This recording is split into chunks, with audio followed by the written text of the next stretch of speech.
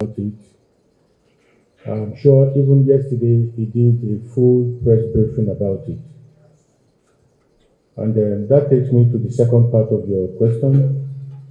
You claim they abandoned their points and wondered how they operated without being detected. They were detected. That was how investigation started. And that is not the only one. We are a force that will not come out and lie to you that things are perfect. First and foremost, we are populated by human beings, Nigerians. And then as human beings, we expect this once in a while to happen. The most important thing is, what did we do about it? I commend the Commissioner of Police, FCT, for rising up to that occasion, for his accountability, for his promptness in arresting them and looking into the case. And he has given me confidence because he has not disappointed me so far. He has been doing his job. Even he surpassed my expectation. So I'm sure he will not disappoint me in this instance by doing what he's supposed to do in that case. And I want to take you further. If you be sincere to yourself, you will know that complaints against police officers have reduced tremendously. When I came, I was bombarded with complaints here, there, and everywhere. Today, the complaints are just trickling in. And we have a section, that's the CRU, that is opened. Their numbers are there in the open, in the public, on the internet for everybody. Before we leave there again, for those who do not have the number, we'll pass them over to you. But if you Google them, they are there on Twitter, they are there on Instagram, and they are there on Facebook. Give them the complaint and they work on it, and they will call you back and give you feedback. We have been able to reduce this impunity amongst our men to the barest minimum. The most important thing is, if anything happens, ensure that you complain to us and we act on it. The other question is from Ejiro, who wanted to know about the Delta incident. That Delta incident is that one, I'm sure, where a police officer and assistant superintendent of police in broad daylight shot a suspect. What have we done about the case? The case was transferred immediately to the force headquarters. The police monitoring team who handled it immediately. The officers were sent for FDC and they were dismissed. And then the PDP, police prosecution handled, DPD handled it, and Director of Public Services. The matter was sent to them, and then they finished their job. The case was handed over to Delta State, and immediately they are taken to court. As I speak with you, they are still in prison, but I cannot remember the exact day their next date of adjournment. As I speak with you, I confirm all of them are still in prison, and the case is still going on. And a lot of other arrests have been made concerning the issue of the gun. Don't forget that it started with the issue of a gun. A gun was supposed to be transported and it was discovered. So we have found out where the guns were coming from. Some arrests have been made. Owners of the guns have been arrested. People who have handled the guns have been arrested. And I'm sure you know, such guns are not used for anything good. They are pistols, they are used to rob members of the public. A good job has been done and the officer spoiled the whole thing. But I assure you, we are working on it, and then we'll brief you anytime there's updates. Thank you.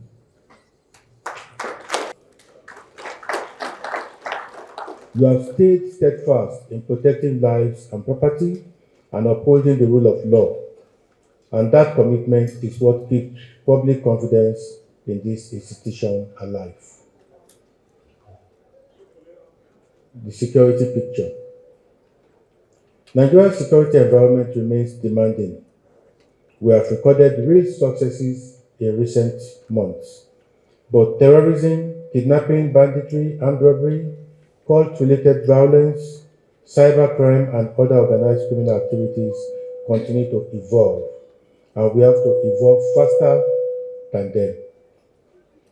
That means every strategic commander needs to sharpen intelligence gathering, strengthen surveillance, improve visibility policing, and deepen collaboration with our sister agencies. Every deployment must be guided by credible intelligence and a sound assessment of the threats, not habit or routine. I want to be clear about what success looks like. It is not the number of the operations we run, it is the security outcomes those operations produce. I expect every commissioner of police to build a command-specific strategy that reflects the realities on the ground in your various states. And every operation, successful or not, should be reviewed afterward so we capture what works, fix what did not, and build those lessons into how we operate going forward. An institution that keeps learning is one that stays effective. Where we stand since our last conference. Since 9th June 2026, anti-crime operations across Federation have led to arrest of 1,198 suspects for various offenses. That figure breaks down as follows: 151 suspects for murder and culpable homicide, 117 for armed robbery, 151 for kidnapping, and 104 suspected cultists. A further 169 persons were arrested for unlawful possession of firearms. Our operations also led to the rescue of 166 kidnapped victims. We recovered 166 various firearms and 1,475 rounds of ammunition of various calibers, along with 47 stolen vehicles. Behind every one of these numbers is an officer who did his job so well, often at the risk of personal risk to himself. I want that to be understood and known that we notice what you do. The Oyo State rescue incident. The successful rescue of the abducted students and teachers in Oyo State deserve particular mention. It is a clear example of what can be achieved when Nigerian security agencies work together with a genuine sense of common purpose, which was what we all did together. The operation succeeded because of close collaboration between Nigerian Police Force, the Armed Forces of Nigeria, other security and intelligence agencies, and members of the public who came forward with timely and credible information. I commend every officer and operative who took part. Your professionalism and courage brought the victims home safely and reaffirmed something we should never lose sight of: careful planning, honest interagency cooperation, and good intelligence work. We are lucky, we are happy that we took our time. We did not rush, despite the fact that there was a lot of pressure. We took our time and took the best decision, which we are all happy about today. But a win like this should sharpen our resolve and not soften it. We cannot let success like Oyo breed complacency. Every achievement should push us to improve further, not to relax. I also want to thank the members of the public whose information made this rescue possible. It is a reminder that lasting security depends on genuine partnership between the police and the community that we serve. I encourage every Nigerian to stay alert and to keep reporting suspicious activities. Every piece of information matters. If you see something, say something. Together we can make it harder for criminal elements to operate. Effective policing starts with effective leadership. As commissioners of police and strategic commanders, you are the custodian of public confidence in your commands. Leadership is not measured by the authority you hold.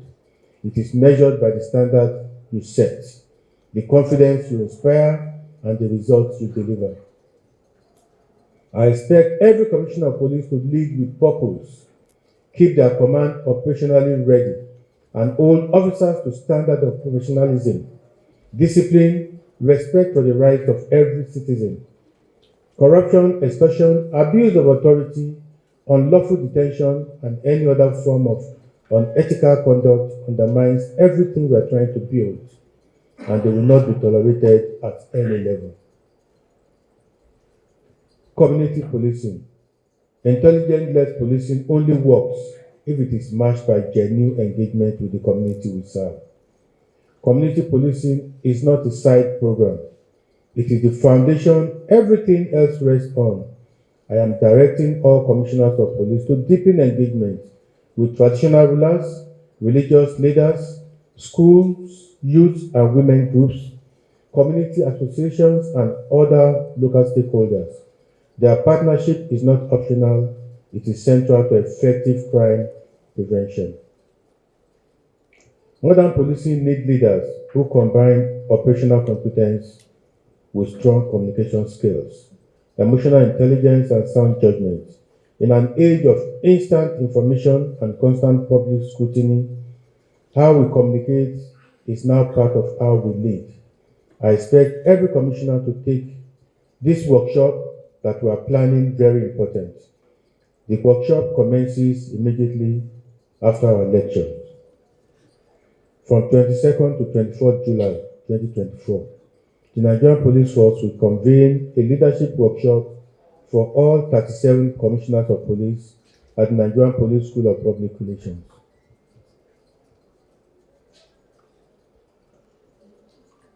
None of this work without the people who carry it out. The effectiveness of this force comes down to competence, welfare, and motivation of our officers. We'll keep prioritizing initiatives that improve welfare, expand training, and reward good performance. I encourage senior officers to mentor those coming up behind them and to help build a culture where professionalism and integrity are noticed and rewarded, not taken for granted. Our sister agencies remain essential partners in this work. The threat we face requires a whole government approach built on shared intelligence, mutual respect, real coordination. Oyo State showed us what that looks like in practice, and it is the model we should be building towards everything we do. To the people of Nigeria, this force remains committed to protecting lives, safeguarding properties, and maintaining public order. We are grateful for the confidence you continue to place in us, and we ask that you keep supporting us through timely information and responsible citizenship. Together, we'll keep building a safer country. On behalf of the officers and men of the Nigerian Police Force, I extend our sincere appreciation to His Excellency, President Bola Ahmed Tinubu, GCFR, President and Commander-in-Chief of the Armed Forces of the Federal Republic of Nigeria, for his continued support for this force and his commitment to strengthening our internal security architecture. That support has driven real progress in our operational capability, personal development, technology, and institutional reform, and we remain committed to turning that investment into better outcomes for Nigerians. Distinguished senior officers, what we are entrusted with goes beyond running a public institution. We are responsible for public confidence and national stability and the democratic value this republic stands on. As we return to your command, I ask you to turn to this discussion into real, measurable outcomes. Lead with vision, supervise with diligence, hold the line on discipline, back innovation, strengthen your ties with communities and with sister agencies, invest in your people. Every generation of public police leadership faces a moment that defines the institution's future. I believe this is one of our own. What shapes the future of policing in Nigeria will not be the difficulty of the challenges we face, but the vision, professionalism, and the unity we bring to meeting them. Let this conference renew our shared resolve to build a police force that is intelligence-led.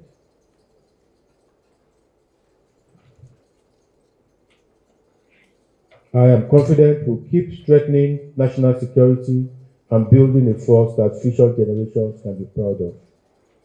Thank you all for your dedication and your unwavering commitment to our nation. Thank you for all you do, and thank you for what you do for the country in general. God bless the Nigerian Police Force. God bless the Federal Republic of Nigeria.